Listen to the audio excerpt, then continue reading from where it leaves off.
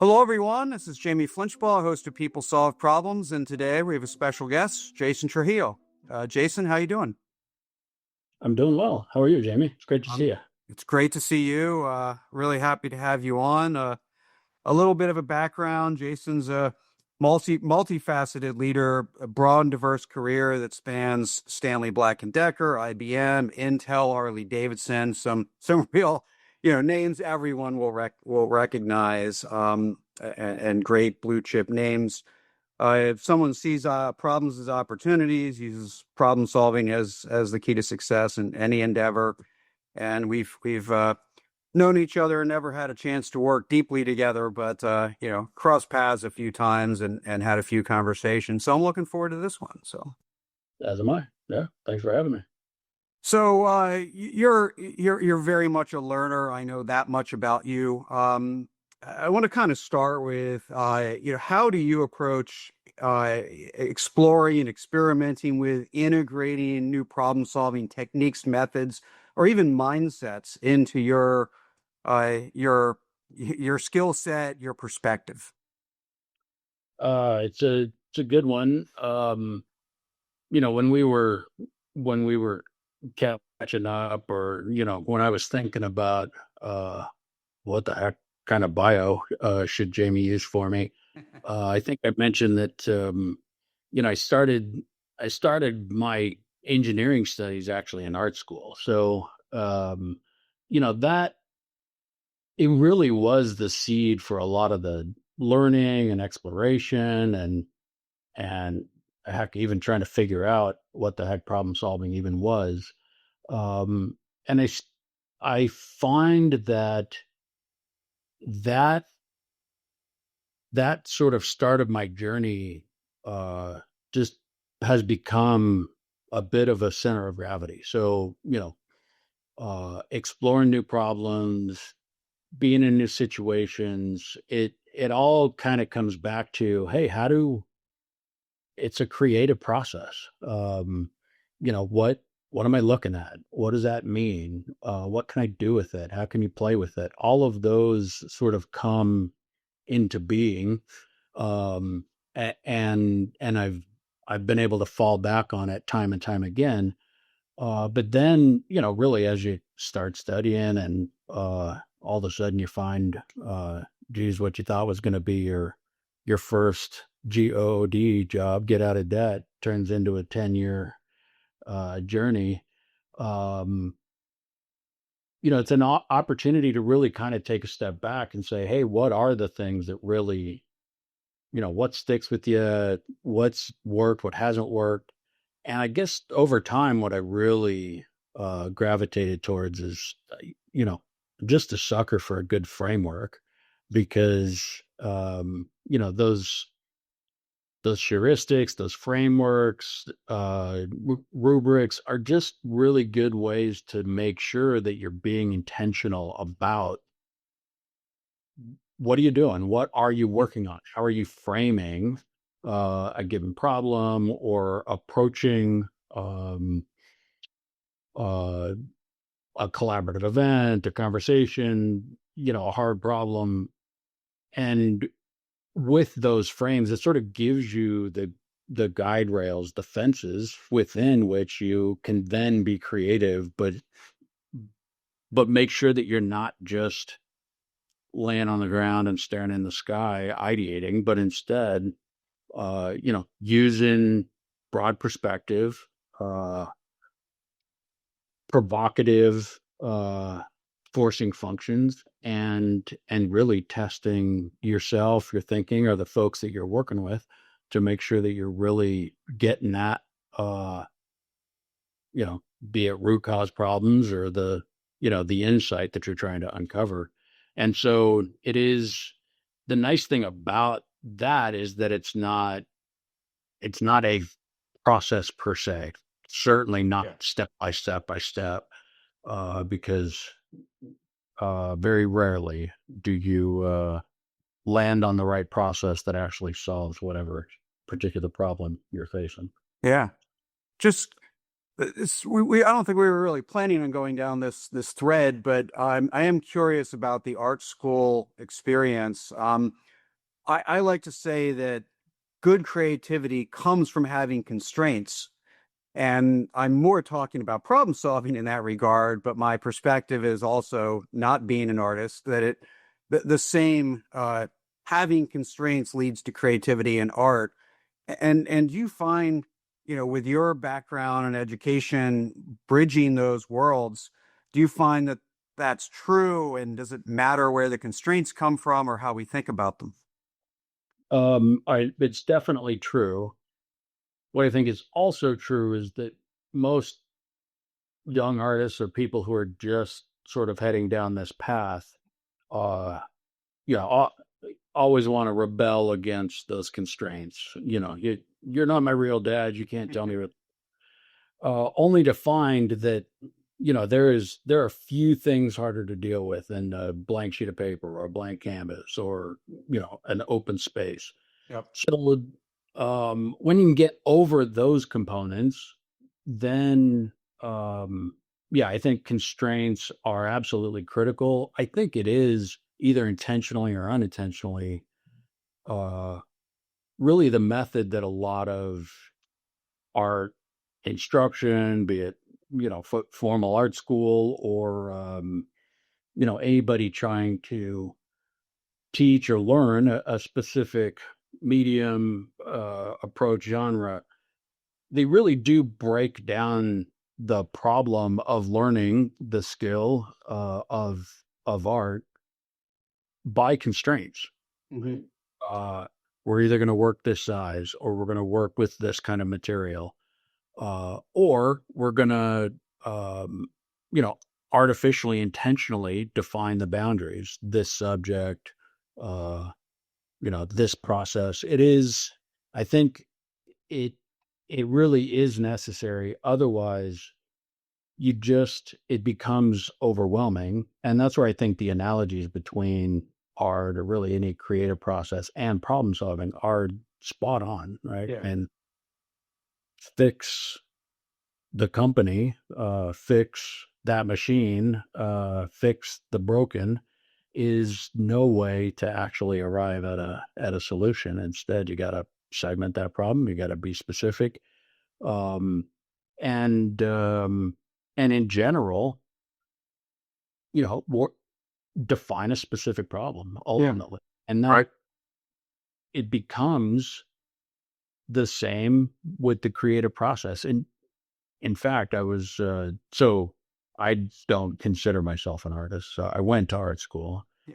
Best thing that happened to me there is I met the woman that would become my wife. So Kelly, my wife, is a painter. When we flipped a coin, I lost, so I had to go get the real job, and she continued on in art. Um, but she was talking about her process, uh, and it just PDCA in different words kind of came right out of her mouth. Yeah. It is hers is observe, visualize, decide, and act, which I thought is it's just a domain mapping of all the lessons we know in problem solving uh, applied to painting. And Yeah. yeah, so I think it's spot on, and I also think you there are still frameworks, the critique process and experimentation and building models, all of those things, very much for me were first instilled and grounded in those early studies. Yeah. That's fascinating. Um, so coming back to the world of sort of transforming companies, and you've worked with some big ones, and your job has been transformation, right? It's been, not in every role, but you certainly spent a lot of time. My job is to transform an enterprise, um, which means the entire company is your sandbox and every problem is fair game.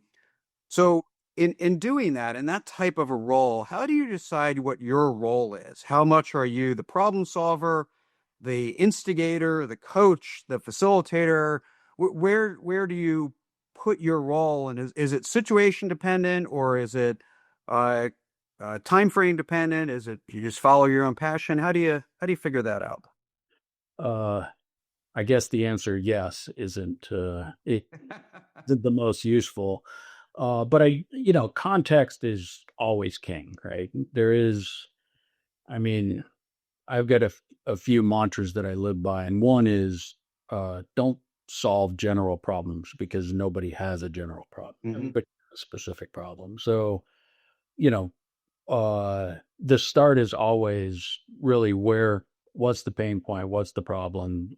What are the steps you need to take to get to a specific problem statement? But, you know, in a change agent or transformation role, you really do have to wear all those hats, and sometimes it's just dependent upon what room you're in. Uh, Luckily for me and probably the folks I work with, I'm long since past being the only one that was responsible for solving a problem. Uh, but there are times when I wish it was just me and a microscan stepper, and all I needed to do is figure out how to get it back up and running. Um, and so, in a leadership meeting or when, in my manager's staff meeting, I need to play the role of, accountable owner for whatever the problem is, the approach to that problem. And that becomes a process of aligning objectives to strategies. What's the strategy? Where are we trying to get there? Do we have the operating model to enable it? And then do we have the right people, tools, resources to activate and enable that operating model? All the things that come with that. Here's the goal. Here's the target. Hmm. Be the KPIs or OSRs or OKRs or whatever GLA is in vogue these days. And so there, I think it is much more of there are times, especially in those executive meetings, where folks just want the answer. And oftentimes my role is to not give them an answer intentionally, either because need to buy some time or because they're just trying to jump to solution. Or, if the team's already worked and we're in execution mode, then articulating what that answer is and connecting it to that context. Hmm. But outside of that, almost always my role is coach, guide, enabler, supporter of helping others try and solve those problems. Yeah. And that's, you know, f- it is, it's a much more rewarding space to be because you get to see folks learn and develop and then, execute and win. And boy, everybody likes to win. Doesn't happen as often as everybody assumes that it does, but that's what makes it even sweeter. But yeah, it is ultimately, I think, certainly the past, I don't know, certainly a few roles, few decades, it's really been about myself trying to build my own capability to help people learn, uh, problem solve, uh, and build capability. Yeah. Oh, that's great. So let me tie that, where you're helping others, it's sort of their gap, right? And that's always, their gap. But I'm curious if you find sometimes their ambition isn't what you want it to be and how you resolve that. Let me sort of put some more words around that, right? If we define a problem as a gap, there's the direction of that gap, but there's also the magnitude, right? How far do you want to go? And sometimes as the coach or the help or the instigator, our ambition about how big that gap is, the magnitude of the gap might be more ambitious than the person we're working with or the team. They might want to just get through the day and move on to the next thing. So how do you spot those differences? How do you perceive them? How do you overcome them?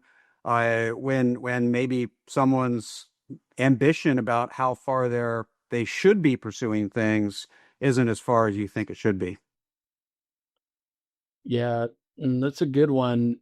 Um, because I think so much of being an effective coach or leader is really making sure that you you listen, understand, and uh, really get into an empathetic space with the folks that you're in so that you can understand that. Like, Hmm. is the gap, is it a knowledge gap? Is it an ambition gap? Is it a, what actually is it? And so, I mean, for me, I have to segment that problem because just not enough. It's easy to uh, point at the gap. Hey, the goal is X.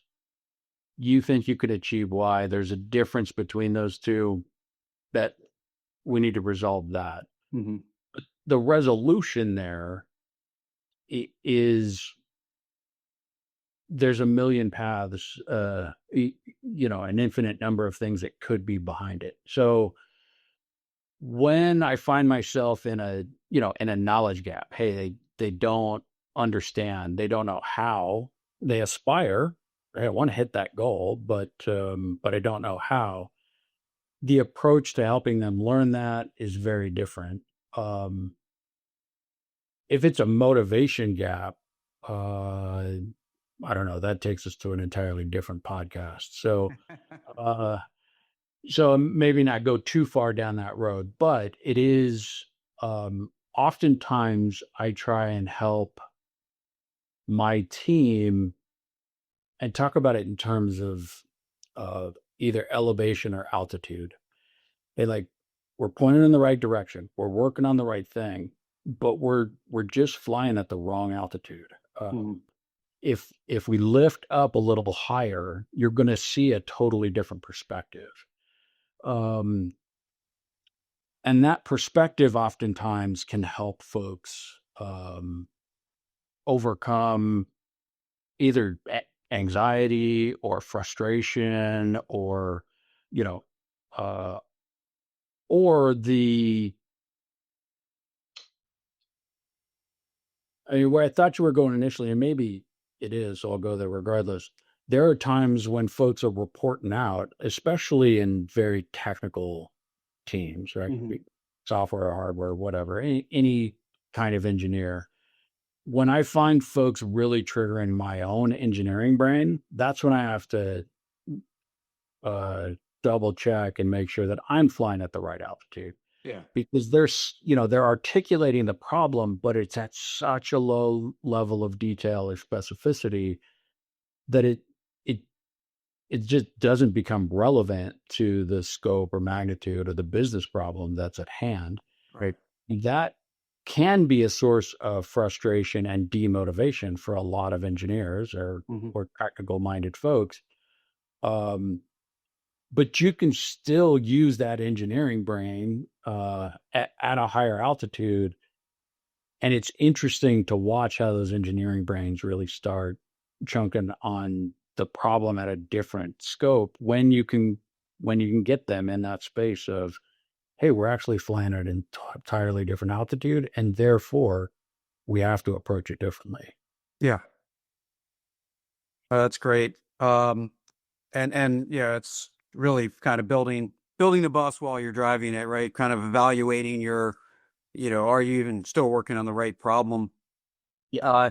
Yeah, as we're kind of running out of time, let me just ask about the other end of problem solving, sort of more now that you know the scope and do some other work, you start ideation, you start brainstorming.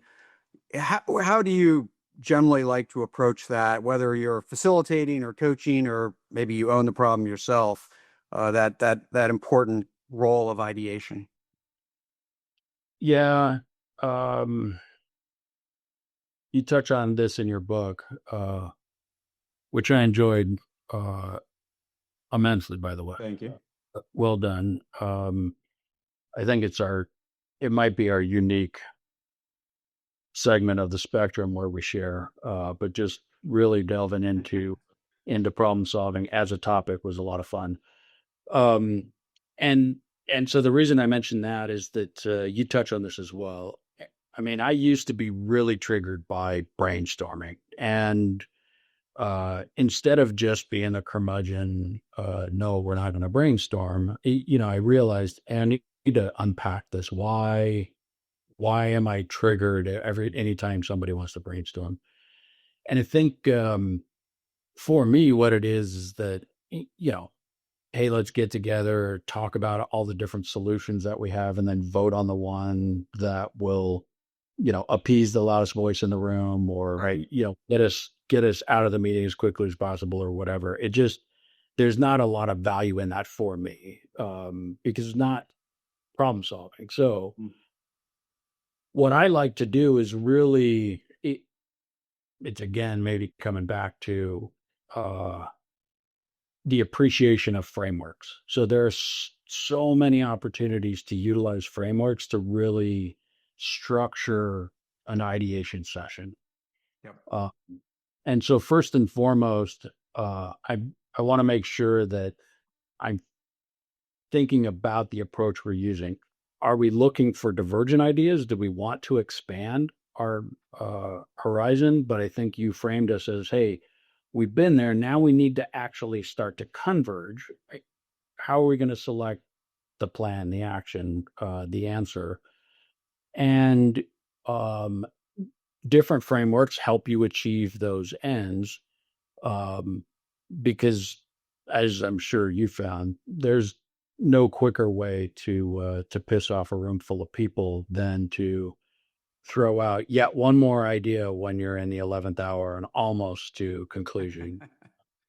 So, frameworks that enable people to know what they're getting into, know what the expected outcome is, and either prepare up front, and sometimes it is, this is what I expect you to bring into the session, or prepare them for the exercise that will get us to the specific components that can then be evaluated in a structured way, right? And again, another infinite area of selection of things, tools that you might use to actually select those. But if each step in that process is really taking you a, a little bit closer to that point of convergence of, hey, here's our specific problem statement or hypothesis, and here's the specific actions we're going to take on it, then you've turned an ideation session into a constructive planning session that enables you to get to action. Yeah. Either I'm going to think differently after this, or I'm going to do something differently after this. But if it's, summarize, collect, and get the gold star, then there should be another name for that. And I'm sure there is, but let's not go. Yeah. Well, that's great. Well, thank you, Jason, for coming on, sharing your experience and perspective. If I take a lesson away from this, maybe to summarize all of your input throughout, it's to ask the question before the question, and to be deliberate and thoughtful in your approach. And so I thank you for sharing ways in which people can do that. So Uh, Thanks for the insight that I provided. I will take that away as well. And yeah, uh, always a pleasure, Jamie. Look forward to the next time when chance or circumstance brings us back together, and we'll talk soon. very good. Be well.